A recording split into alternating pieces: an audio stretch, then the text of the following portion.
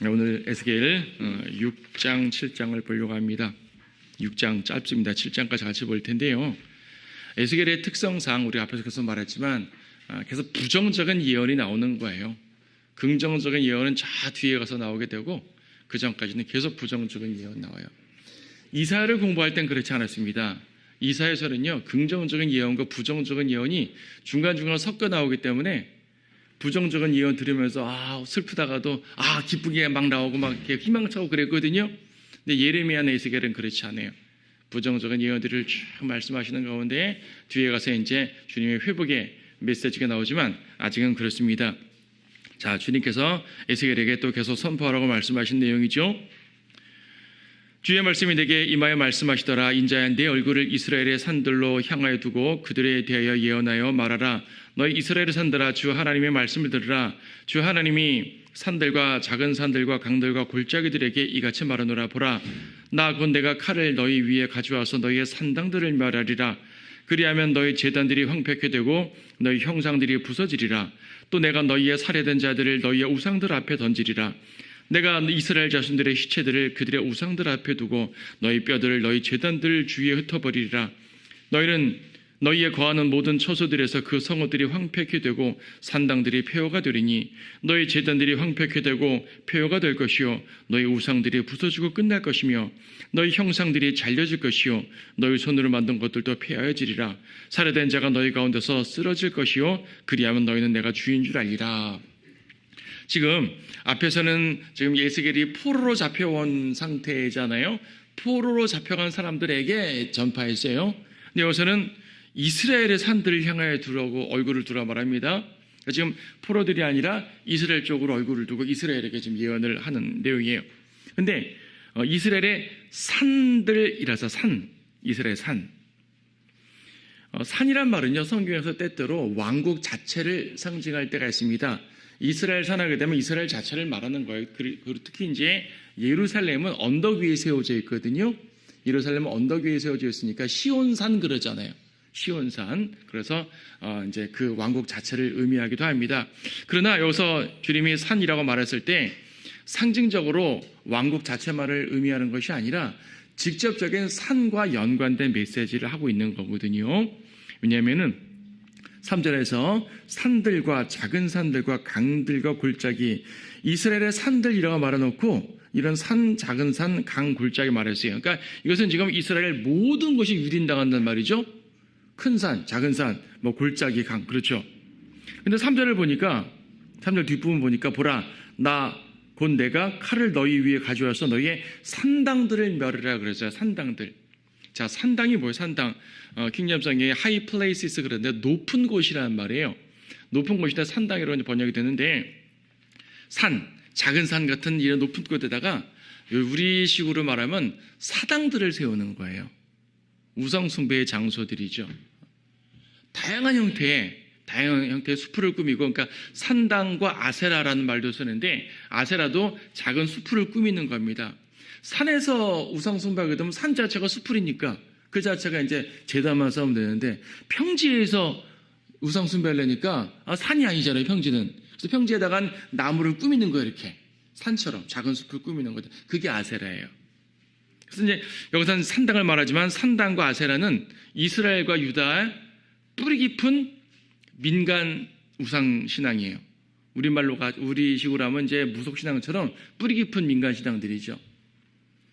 그 산당들에게 말하는 겁니다. 그러니까 산당들이 무너진다는 말이고 우상제단들이 무너진다는 말입니다. 그래서 6장 전체에서 말하는 그 문맥은 하나님께서 우상들을 파괴시킨다. 이런 메시지가 강한 거죠. 우상들은 헛것이란 말입니다. 하나님만이 참 하나님이시란 말이죠. 산당을 보게 되면요, 북왕국 이스라엘에도 항상 우상숭배가 있었지 않습니까? 근데 남왕국 유다는 산당을 없앤 왕도 있고 없애지 못한 왕도 있어요. 여러분 우리가 성경통독 쭉 하셨잖아요. 묵상도 쭉 했는데 보게 되면 어떤 왕들은 아예 약하니까 산당을 세우기도 했지만 어떤 왕들은 다른 많은 우상들을 멸했지만 산당은 제거하지 못하였더라. 이런 표현 종종 나왔던 거 기억하시죠? 예. 어떤 왕들은 산당을 제거했어요. 여호사밧 같은 경우는 산당을 없앴습니다. 열왕기야, 역대기 내용이 달라요. 한 군데선 산당을 없앴다고 말하고 한 군데는 산당을 없앴지 못했다고 말이에요. 무슨 말이에요? 없앴는데 또 살아난 거예요. 풀뿌리처럼 또 살아나는 거란 말이죠. 사람들이 계속 산당들을 만드는 거죠. 굵직한 우상숭배, 바알 제단, 바알 신당, 굵직한 것들은 없앨 수 있어요. 근데 각 가정마다 자기 뒷산마다 세워놓은 산당을 다 없애기 힘들잖아요. 이스라엘과 유다의 뿌리 깊은 우상숭배 장소가 바로 산당과 아세라인데 여기서 산당을 말하는 것입니다. 높은 곳에 있으니까. 여러분 거기에 미카서 1장 말씀 보시게 되면 미카서 1장 3절에 보게 되면요. 재림과 연관된 예언이에요.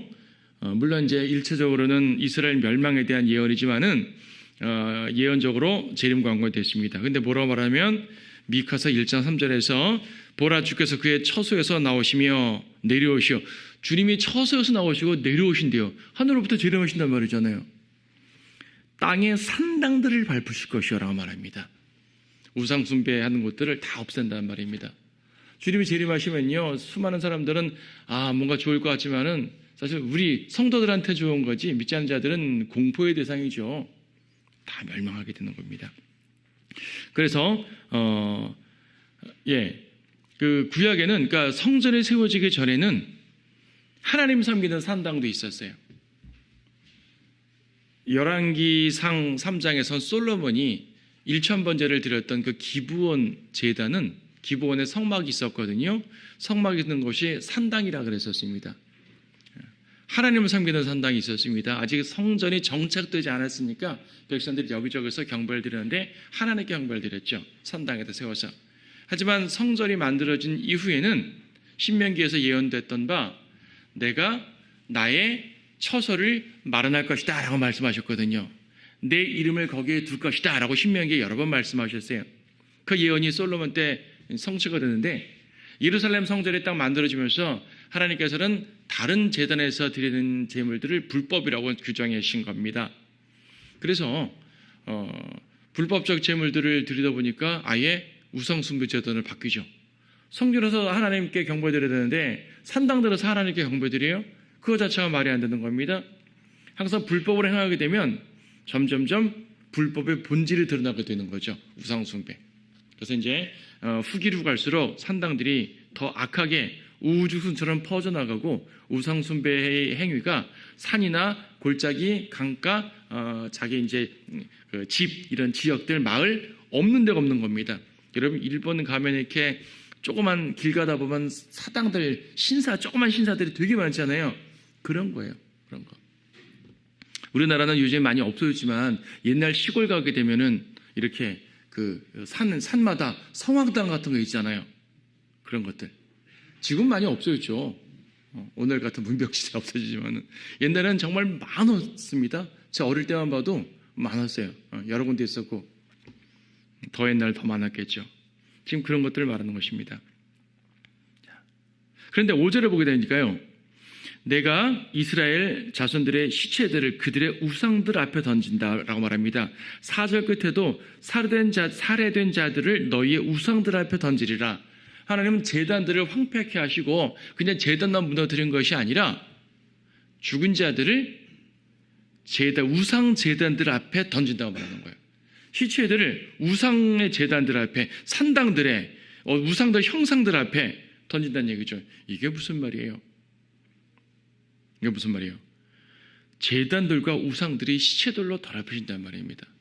아무리 이방의 제단이라고 하더라도요, 자기네가 직접 제물을 바치는 것 이외에는요, 더럽혀지지 않기를 바라요. 자기네 신당이잖아요.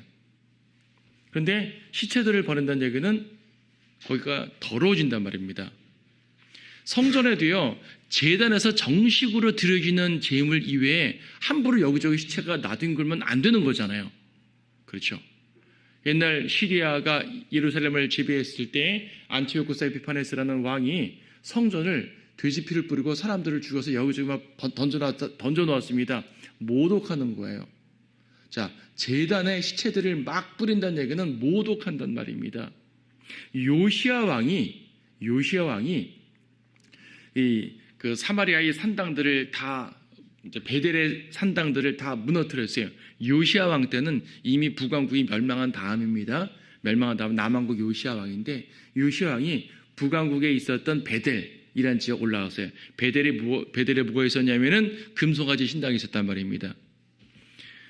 처음에 금송아지 신당을 만들었을 때에 하나님께서 유다로부터 선지자를 보내셔가지고 이 제단이 무너질 것이다. 여기에 사람 시체들로 가득할 것이다. 라고 예언했습니다.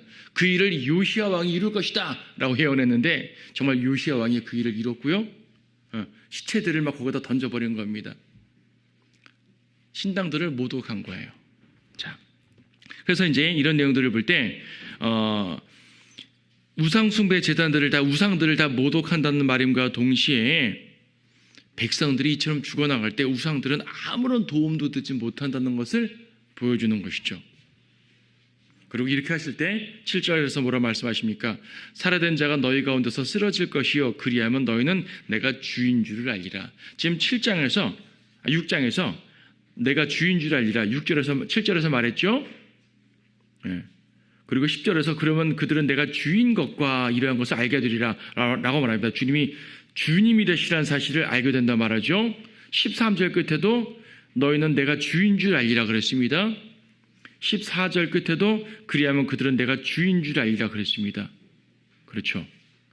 7장 9절도 끝에 그리하면 너희는 내가 치는 주임을 알리라 라고 말합니다.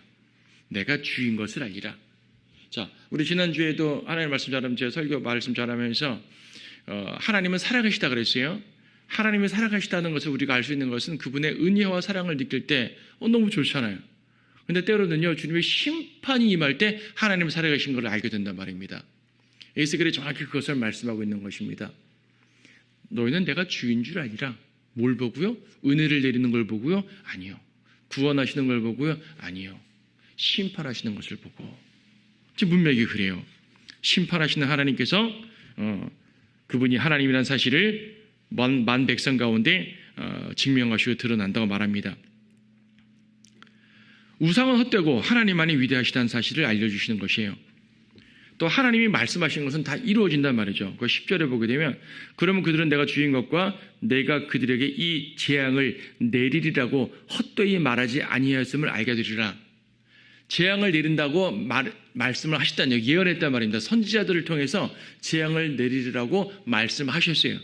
그 말씀이 이루어지지 않게 되면 그냥 헛되게 말한 거구나, 위협 주려고 말한 거구나 라고 생각할 텐데, 혹은 하나님은 신이 아니구나, 예언 안 이루어지는구나 그럴 텐데 주님의 말씀이 그대로 이루어진단 말입니다. 그걸 보니까 그분은 하나님 맞구나 라고 사람들이 알게 된단 말이에요.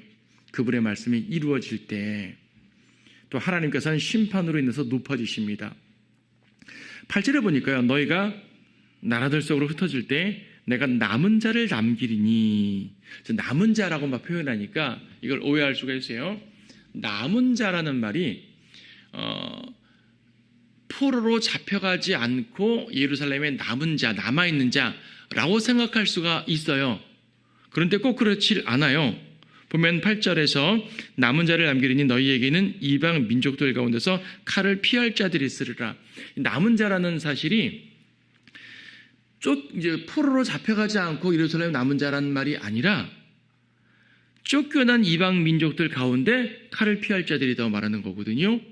그리고 9절 보니까 너희 좀 피한 자들은 그들이 잡혀 끌려간 민족들 가운데서 나를 기억하리니라고 말합니다. 그러니까 여기서 남은 자라는 말, 렘난트라고 그러죠. 남은 자라는 말은 포로로 잡혀가지 않았다는 말이 아니에요. 잡혀가고 박해받고 고난받습니다. 그런데 이사야서나 미카서의 남은 자라는 말이 꽤 많이 나오는데요. 성경에서 말하는 예언적 개념으로, 교리적 개념으로 남은 자라는 것은요, 쫓겨나고 고난을 받지만 그 가운데서 하나님을 찾는 자들을 말하는 거예요. 하나님을 찾고 하나님을 의지함으로써 이겨내는 자들을 말하는 거예요. 그럼 하나님께서 그들을 통해서 유다를 회복하시는 거죠. 자, 우리 앞에서나 신명이나 다른 내용들을 보게 되면은 유다가 예루살렘이 이제 파괴되고 이스라엘이 쫓겨났을 때 쫓겨난 이방 땅에서 이방 신들을 섬기고 이방인처럼 살게 된다고 말했어요. 아니, 그것도 하나님의 백성을 이방인처럼 살게 하면 안 되는 거 아닙니까? 그거 자체가 저주고 그것 자체가 심판이라고 그랬습니다. 하지만 그러한 가운데서 믿음을 지키는 자들이 극소수 있게 됩니다. 그들을 남은 자라 그러는 거예요. 그들을. 거기 미카서, 좀 전에 미카서 봤는데 미카서에 그런 내용들이 꽤 많이 나옵니다.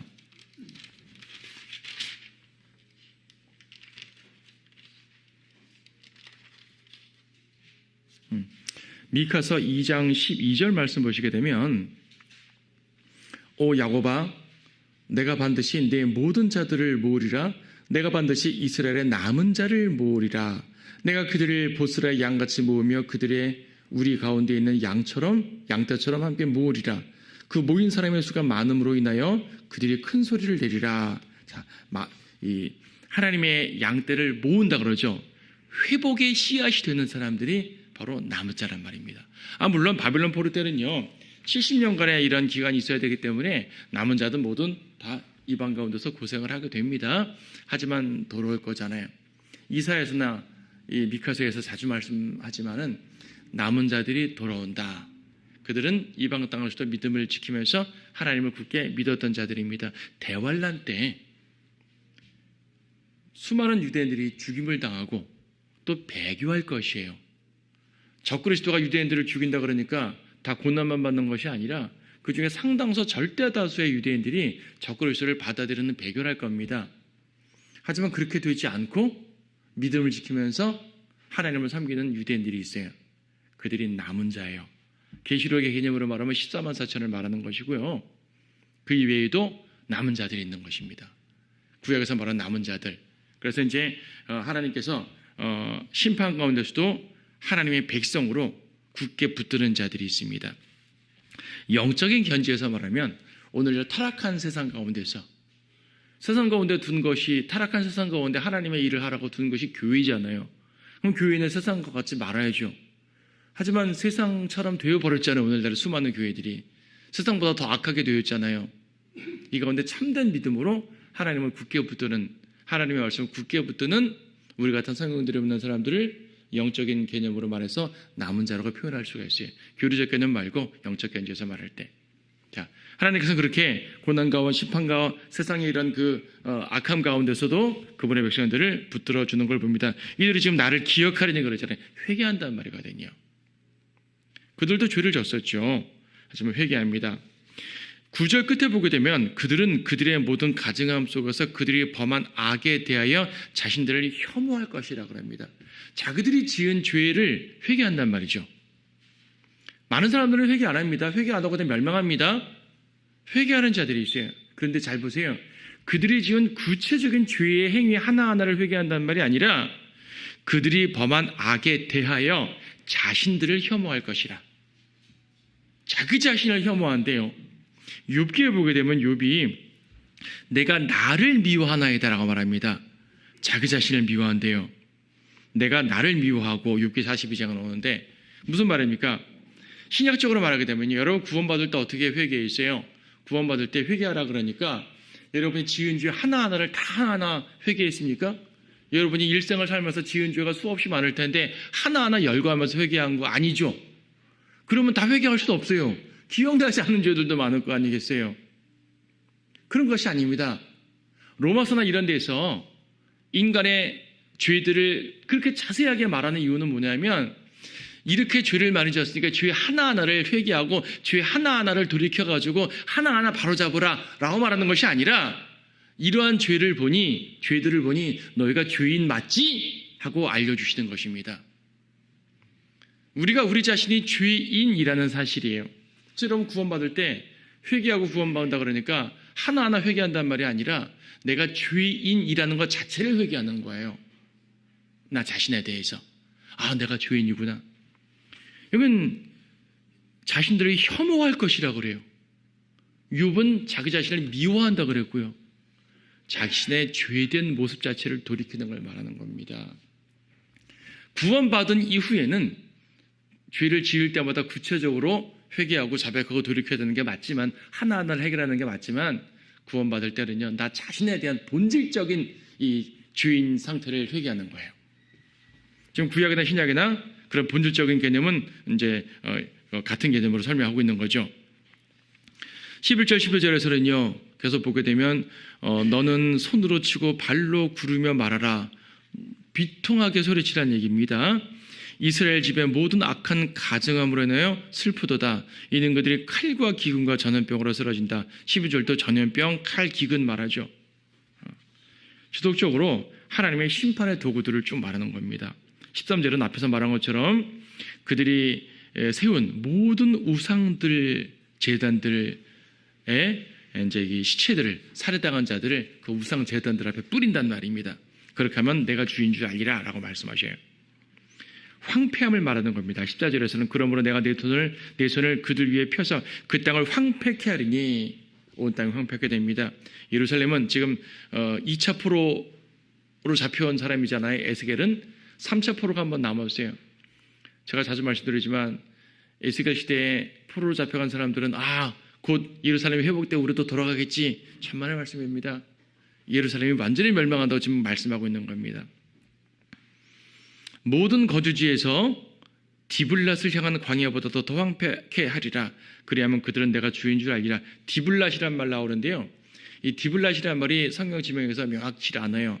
그런데 여러 가지 개념으로 볼 때 모압 땅에 있는 이제 디블라임이라는 지명이 몇 개 나오거든요. 모압에 있는 지명들을 말하는 거예요.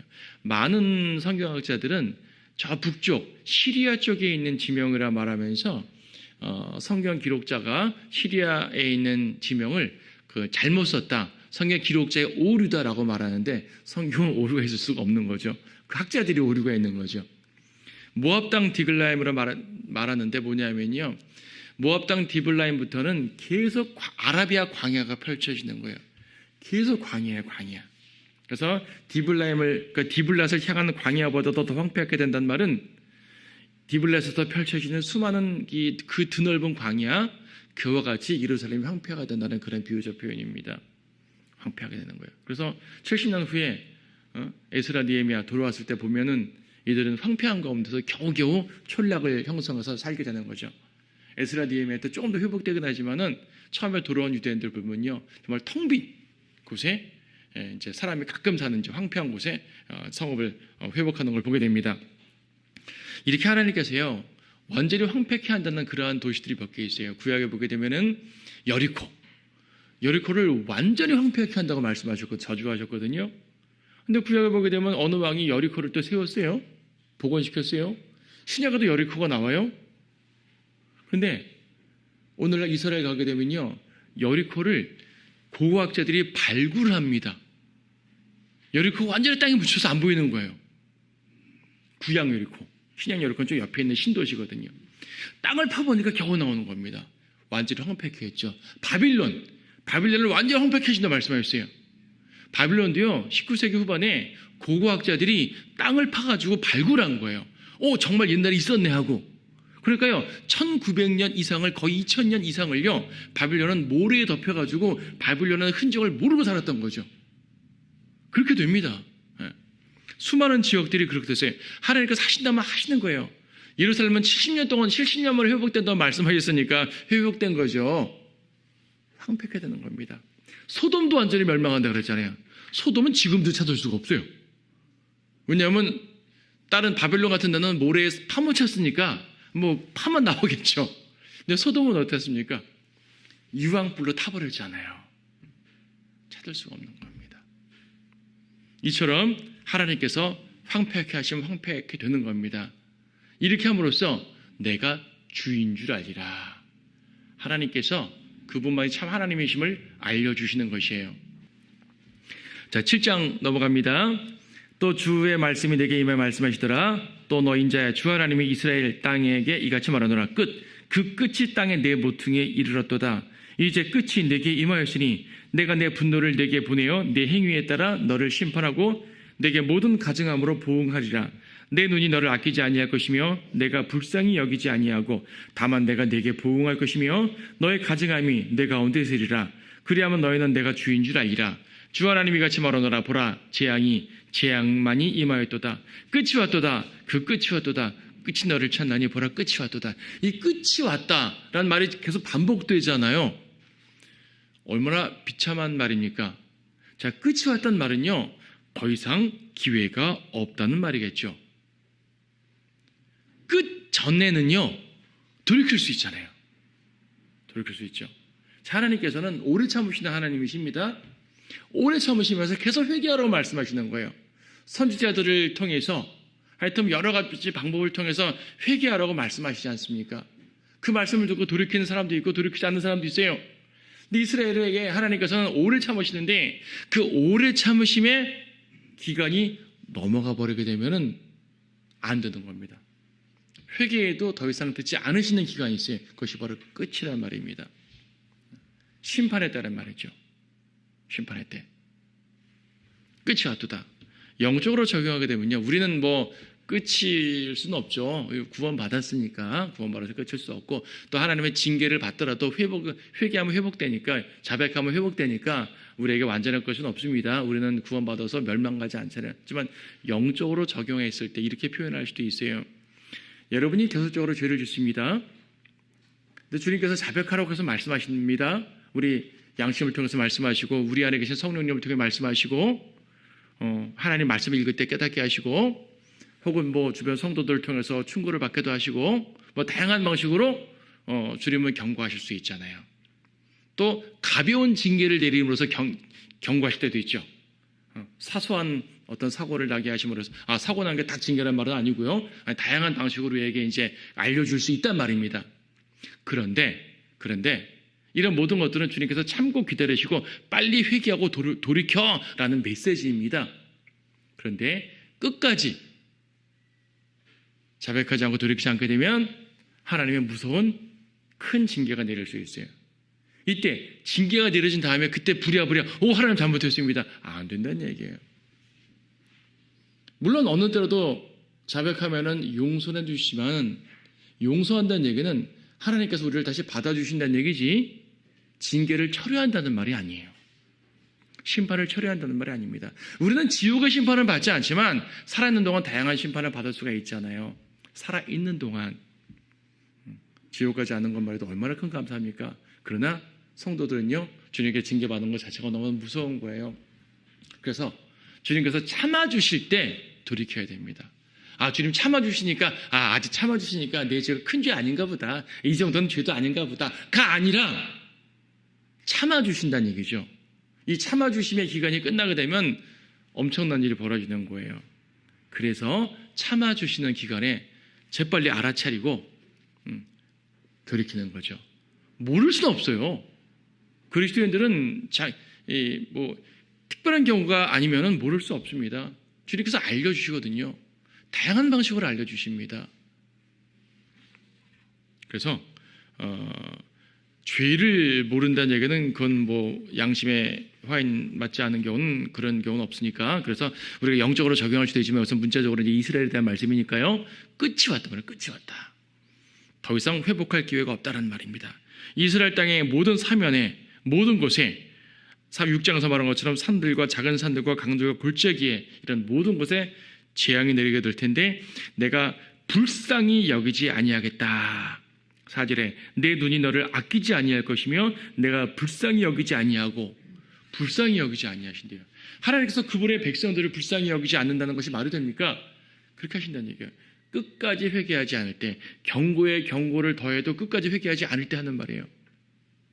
그러나 심판 이후에도 회개하게 되면 물론 충분한 심판과 충분한 징계를 드리겠지만 어쨌든 진심으로 회개하게 되면 다시 돌이켜 주십니다. 그러나 그때는 이미 늦었기 때문에 많은 것들을 감수하고 하나하나 새롭게 시작해야 되는 거죠. 이스라엘이 그랬고요. 우린 그렇게 되지 않기를 바라는 것입니다. 어쨌든 끝이 왔다는 말은요. 지금 아까도 말씀드렸던 것처럼 에스겔 당시에 이 포로로 잡혀가 있는 유대인들은 빨리 이 포로 기간이 끝나고 올라갈 생각할 거 아니겠어요. 예루살렘으로. 근데 끝이 왔다고 말합니다. 에스겔은 절대 올라가지 못해. 끝이 올 거야. 완전히 회복되지 못할 더 이상 희망이 없는 때가 올 거야 라는 것이죠. 죄인들의 마지막 끝은 지옥이겠죠. 모든 희망이 사라진 형벌의 장소. 그래서 그 전에 그들은 회개하고 돌이켜야 되는 것입니다. 우리 여러분들이 복음을 전하는 것은요, 어떻게 말하면 그들의 회개를 돕는 것이죠. 그들이 회개할 수 있도록 선포하고 가르치고 도와주는 거잖아요. 우리에게 주어진 사명들이 꽤 큽니다. 이어지는 교사 7절, 8절, 9절 내용들 다 뭡니까? 7절에는 고난의 날이라고 말하고 있고요. 8절에서는 내 진노를 붓고 내 분노를 내게 이루리라고 말합니다. 9절에서도 불쌍히 여기지 아니한다. 4절과 똑같은 말씀하셨고요. 그렇죠. 보응한다. 보응. 갚으신단 말이죠. 예, 그들의 죄를 갚으시는 거예요.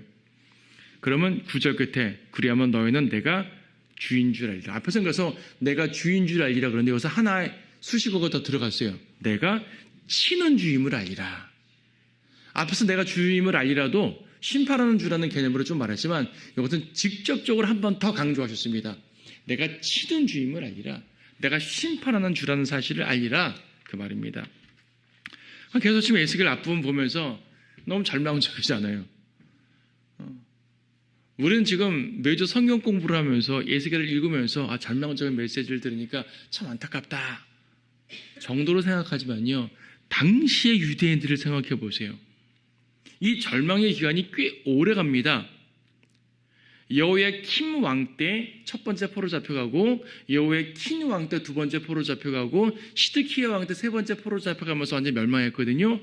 이 첫 번째 포로와 세 번째 포로까지의 이 기간이 거의 20년이 되는 거예요. 그러니까 20년 동안 그들은 계속 전쟁 가운데 사는 겁니다. 20년 동안 전쟁 가운데. 그리고 그 전에는 그러면 평안했냐? 아니요. 그 전에도 요시야 왕 후반부부터 이집트가 침공하기 시작합니다. 그러니까 이 사람들은 항상 전쟁 가운데 산 것이에요. 꽤 깁니다. 한 사람의 생애 가운데 절반 이상을 전쟁 가운데 보내요. 혹은 어떤 사람은 자기 태어나서 죽을 때까지 전쟁 가운데 사는 거예요. 지금도 세계에 그런 곳들이 있지 않습니까? 예루살렘이 그랬습니다. 그리고 포로로 잡혀가서는 행복할 수가 없는 거죠. 그러한 절망의 나날들을 상당히 오래 보냈습니다. 자, 이것이 이스라엘은 유대인들은요 1900년 동안 그러한 일을 당했었고요. 히틀러 치하에서 그랬었고요. 대환란 때 한 번 더 그러겠죠. 대환란이 짧으니까 다행이라고 생각하지 마세요. 그 짧지만 대신 지난 모든 고난들을 압축할 만큼 완전히 엄청난 고난이 임할 것입니다. 이런 예언들을 볼 때 우리는 남의 얘기 같이 보시면 안 됩니다. 첫째로는 하나님께서는 그분의 말씀을 이루시는 분이구나, 심판하시는 분이구나 라는 사실을 알아야 되는 것이고, 하나님께서는 이 죄악을 싫어하시는 분이라고 알아야 되는 것이고, 그리고 이것은 교리적으로 대환란, 역사적으로 이스라엘을 말하지만 영적으로 우리에게도 교훈으로 주어져서 그들보다는 가벼운 심판이겠지만 그래도 우리 각각 심판을 당할 때, 징계를 당할 때는 엄청 무섭고 힘들거든요.